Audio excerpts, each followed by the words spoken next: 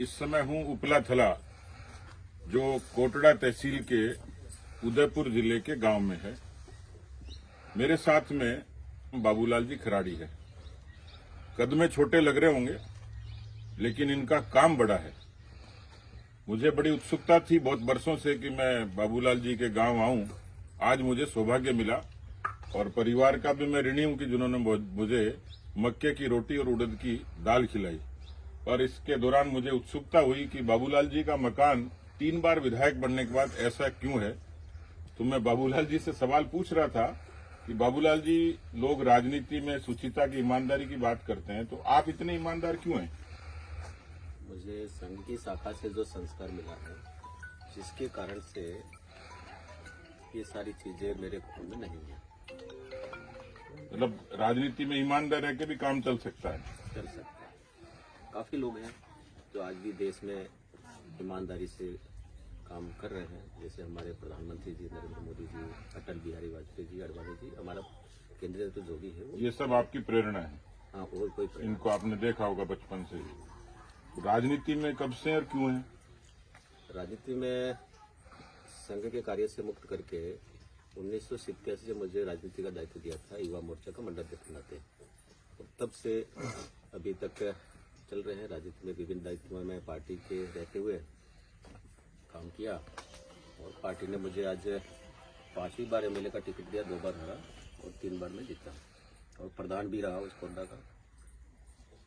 तो आपको राजनीति में काम करके अच्छा लगता है? लोगों के लिए लोगों की सेवा है, जनता आप की संतुष्ट सेवा हैं कि जो भूमिका आपको है जनता के लिए, जनजाति के लिए आप काम कर रहे मैं हैं? संतुष्ट हूँ और जनता का भी मुझे आशीर्वाद मिलता है, मान सम्मान भी मिलता है और उससे मैं खुश हूँ। इस जनजाति क्षेत्र के लिए, क्योंकि आप बड़े अरसे से जनप्रतिनिधि हैं, आप क्या सोचते हैं कि जनजाति के समाज के लोगों के उत्थान के लिए और क्या किया जा सकता है? क्या आपका सोचना, क्या आपका सपना क्या है कि मैं चाहूंगा इस हैसियत में कि ये काम और हम लोग करें? देखिए, ये पिछड़ा क्षेत्र है और जनजाति बाहुल्य है। एक तो यहाँ पर शिक्षा की अभी भी कमी है और कमी होने के बाद में जहाँ सरकारी नौकरियों में जहाँ तक अपन देखेंगे तो बहुत कम लोग सरकारी नौकरियों में हैं। कहीं कोई बाबू मिल जाएगा और कहीं अध्यापक मिल जाएगा और अब कुछ पटवारी हो गए हैं, लेकिन जो उच्च पदों पर जाना चाहिए वो वैसा नहीं हुआ है। मेरी हार्दिक इच्छा है कि यहाँ का लड़का पढ़ लिख करके RS, IAS, IPS, RPS बने, तो ये मेरी अंतिम इच्छा है। और कुछ यहाँ के लोगों के लिए कुछ फॉरेस्ट एरिया में जो लोग रहे हैं, आज भी वो मूलभूत सुविधाओं से दूर हैं, कारण कि फॉरेस्ट के कानून के कारण वहाँ सड़क नहीं बन पाती है।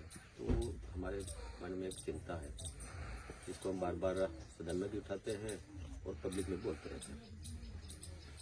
मेरी नजर में लोग हीरो ढूंढते हैं, बाबूलाल जी मेरी नजर में रियल हीरो हैं।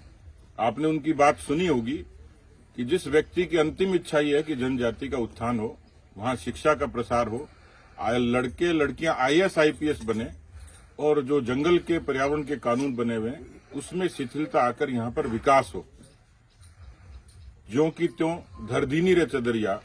राजनीति में मेरे लिए आश्चर्य था कि व्यक्ति इतने अरसे से ऐसा कैसे हो सकता है, पर बाबूलाल जी को पूछा कि झोपड़ी बड़ी क्यों नहीं हुई, उन्होंने कहा काम चल रहा है, बच्चे पढ़ रहे हैं, बच्चों को वो शिक्षित भी बना रहे हैं और संस्कारित भी बना रहे हैं। आपने देखा कि संगठन के विचार से निकला हुआ कोई सामान्य युवा मोर्चा का मंडल का महामंत्री आज 3 बार का विधायक है।